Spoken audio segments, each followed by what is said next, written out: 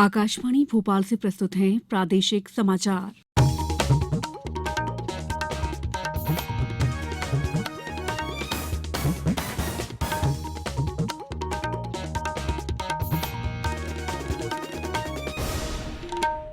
नमस्कार, समाचारों के साथ मैं दीपा सिंह।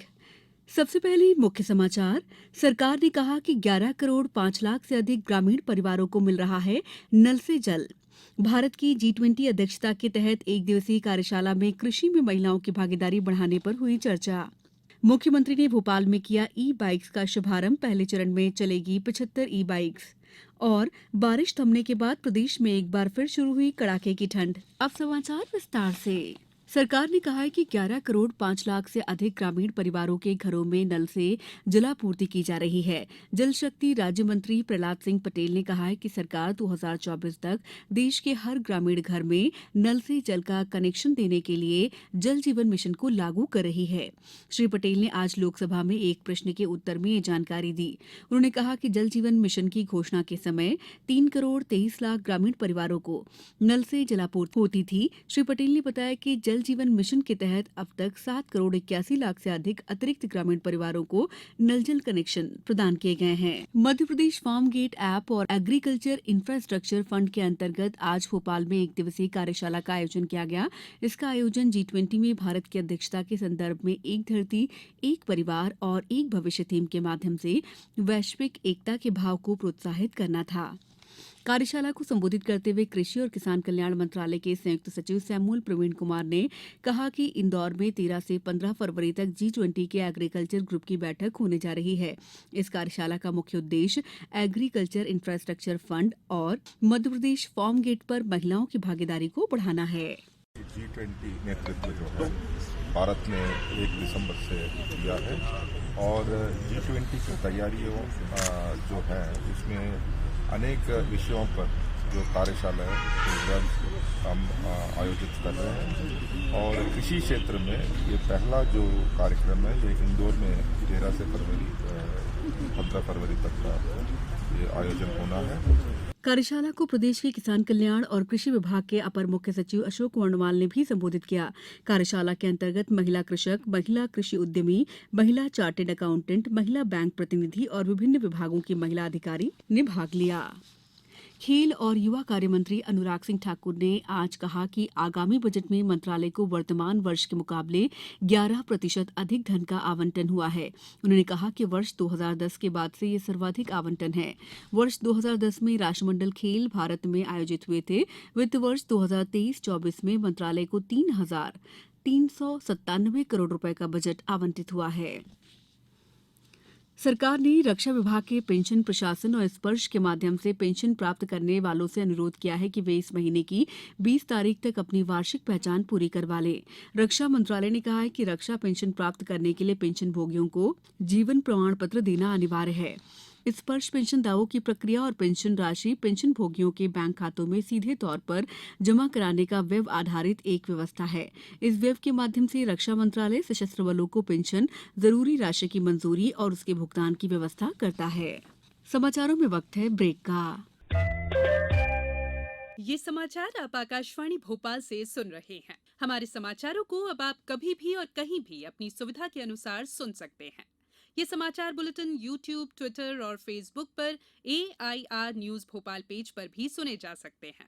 इसके अलावा आप हमारी वेबसाइट newsonair.nic.in पर अथवा AIR न्यूज ऐप पर भी समाचार सुन सकते हैं।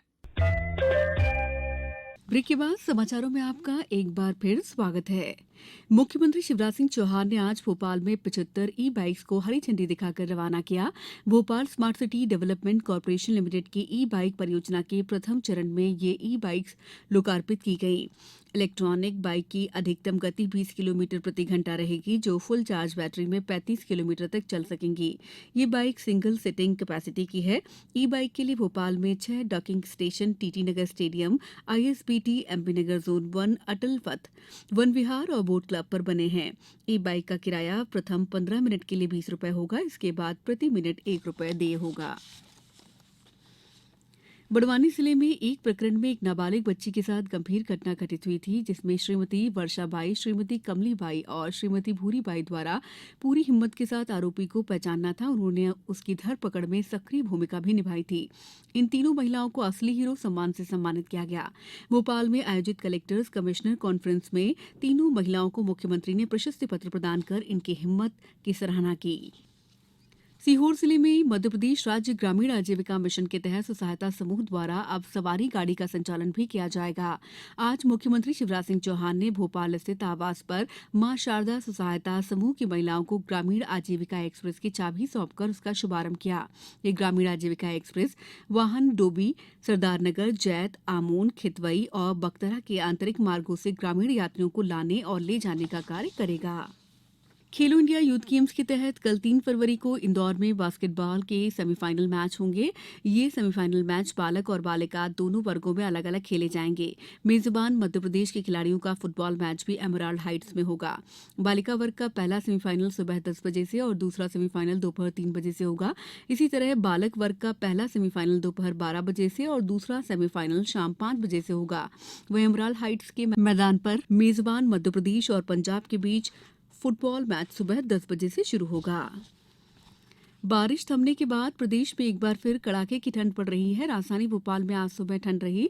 ग्वालियर, जबलपुर और इंदौर में भी न्यूनतम पारा 10 डिग्री से नीचे आ गया। प्रदेश के 46 जिलों में कल रात न्यूनतम तापमान 10 डिग्री से भी कम रिकॉर्ड हुआ। रायसेन, शाजापुर समेत कई जगह आज सुबह फसल पेड़ पौधों पर ओस जम गई। 2 डिग्री तापमान के साथ पचमढ़ी प्रदेश में सबसे ठंडा रहा। मौसम वैज्ञानिकों का कहना है कि पहाड़ों पर हुई बर्फबारी के बाद वहां से बर्फीली हवाएं मैदानी इलाकों की तरफ आ रही हैं। इसलिए अगले 3-4 दिन आसमान साफ रहने की संभावना है और ठंड भी बढ़ सकती है। गुना जिले में न्यूनतम तापमान 5.6 डिग्री सेल्सियस रिकॉर्ड किया गया। अब कुछ समाचार संक्षेप में।